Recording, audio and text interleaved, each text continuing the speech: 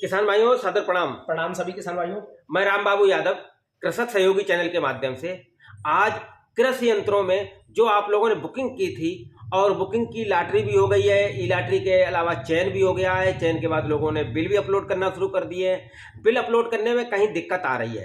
कई लोग बोल रहे हैं कि सर मेरा मोबाइल नंबर गलत बता रहा है, या कह रहे हैं कि जो है बिल अपलोड नहीं हो पा रहा है। कोई दिक्कत वाली बात नहीं है, ये साइट की प्रॉब्लम थी और ये समस्या का समाधान हो गया है। अब अगर आप बिल अपलोड करेंगे तो आपका बिल अपलोड भी होने लगे हैं और ये समस्या का भी निदान हो गया है। एक और बड़ी समस्या है जो लोग काफी ज्यादा कमेंट किए हैं, और वो कमेंट था कि सर हमारे रुपए कब वापस होंगे। जिन लोगों ने लॉटरी में नाम नहीं आया, चयन में भी नाम नहीं आया और उन्होंने रुपए भी बुक करने समय अपने खर्च किए हैं और वो रुपए अभी तक वापस नहीं हुए, और वापस कब होंगे। तो किसान भाइयों एक बात हम आपको बहुत इंपॉर्टेंट बता दें, जिन लोगों ने मेरा चैनल देखा है और मेरे वीडियो देखे हैं उन लोगों को ये तो जानकारी हो ही गई है।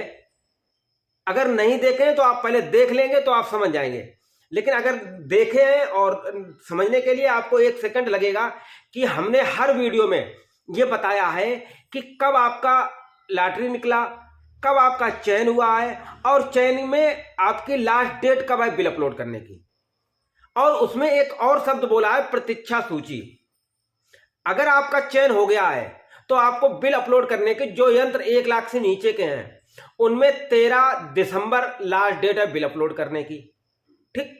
और जो बड़े यंत्र हैं जैसे कस्टम हायरिंग है या स्मॉल गोदाम है या लेजर लैंड लेवलर है, उनमें जो है लास्ट डेट 28 दिसंबर है। 13 तारीख को लॉटरी निकली, 13 दिसंबर तक आपको बिल अपलोड करने के लिए 1 महीने का समय दिया गया।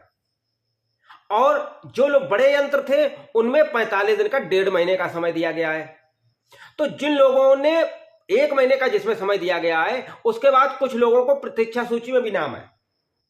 अगर जिन लोगों ने 13 तारीख को 13 दिसंबर तक बिल अपलोड नहीं किया तो उनका जो है टोकन कंफर्म की बजाय निरस्त कर दिया जाएगा और फिर वेटिंग से उठाए जाएंगे।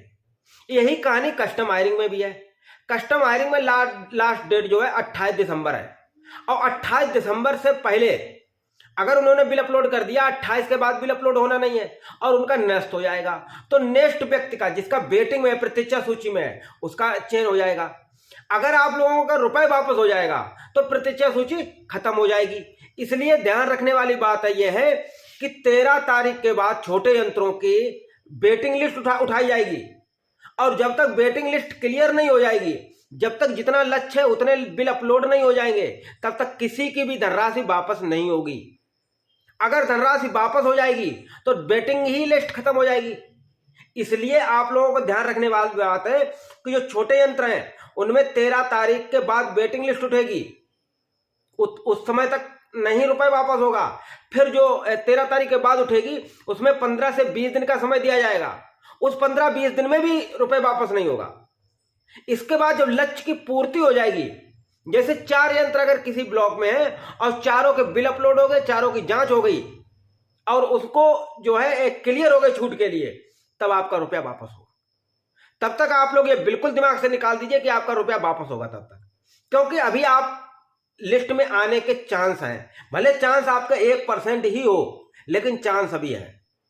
जब तक आपका चयन बिल्कुल क्लियर ना हो जाए कि 10 यंत्र से 10 क्लियर हो गए और 10 को सब्सिडी चली गई, तब तक आप लोगों की फीस वापस नहीं होगी।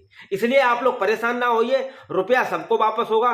और आप लोग अभी इंतजार कर सकते हैं, जिन लोगों का वेटिंग लिस्ट में नाम नहीं है वो भी इंतजार कर सकते हैं, क्योंकि वेटिंग के बाद नया वेटिंग शुरू हो जाएगा।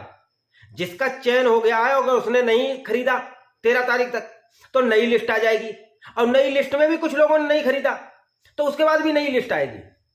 तो जो लोग उसमें बुकिंग है उन्हीं को मिलेगा। तो इसलिए अभी रुपए के लिए कतई कमेंट मत करिए, आप इंतजार करिए, जैसे ही सरकार चाहेगी आपके रुपए खाते में वापस करेगी। ठीक, नमस्कार।